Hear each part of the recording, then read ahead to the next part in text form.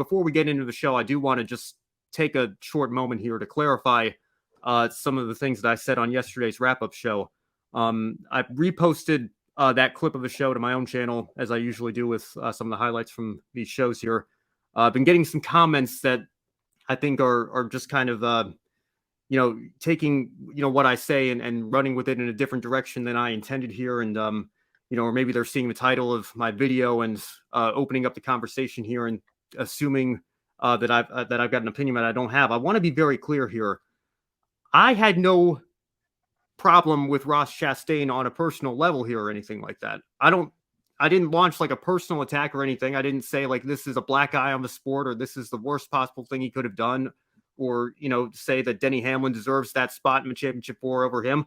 I did just the opposite. I said more power to Ross Chastain. That was an epic, unbelievable 1,000 IQ move that he pulled off, and he made it work. More power to him.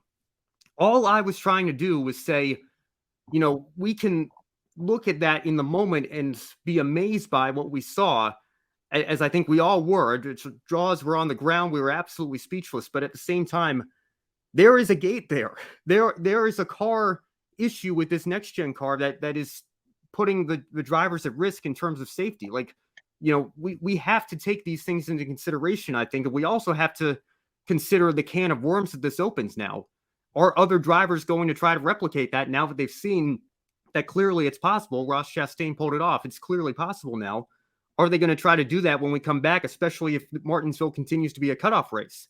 And then if you have multiple guys trying to do that on the final lap next year, and one of them runs into trouble and the others are closing at a high speed, I mean, that presents a major safety issue, particularly if they're getting rear-ended, especially in light of what Tyler Reddick just put out today. And we certainly wish the best for him. Hopefully he's able to compete at Phoenix. But there are layers to this that I think, if all you look at is, the fact that it's great, of course, that people are talking about NASCAR and that video has been viewed millions of times and it was the #1 play on SportsCenter top 10, and local media, national media, international F1 drivers are talking about it. That's all fantastic, but we have to be reasonable enough to come together once the news cycle dies down and say, what does this mean for the future? What precedent does this set? What are we going to do if other drivers try to pull this off going forward and it doesn't work?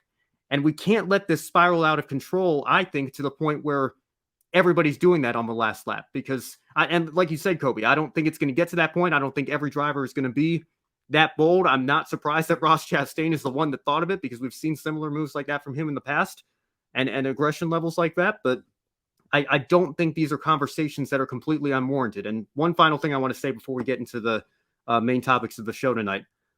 I want to point out something that Larry McReynolds said on Sirius XM this morning, and I want to be very clear again. Larry McReynolds is a legend of this sport.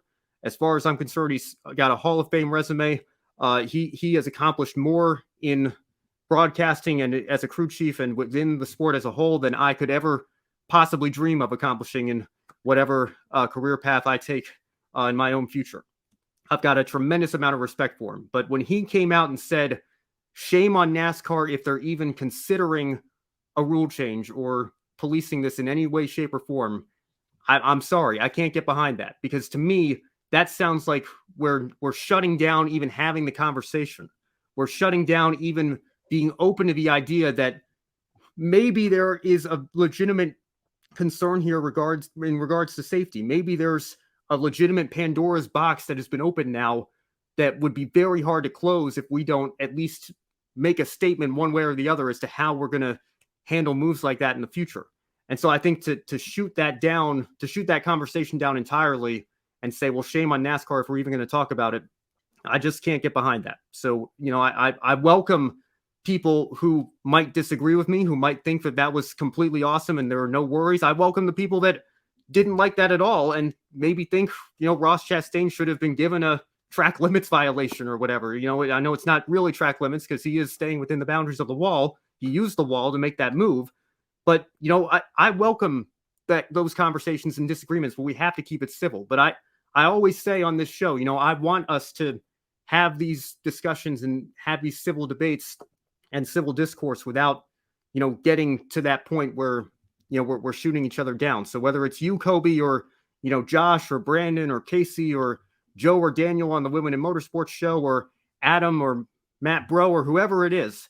We can disagree with stuff and still be perfectly okay. And I think that, in this particular age, I made a tremendous, colossal mistake and error of voicing my opinion on Twitter. I think that was absolutely incredibly foolish of me.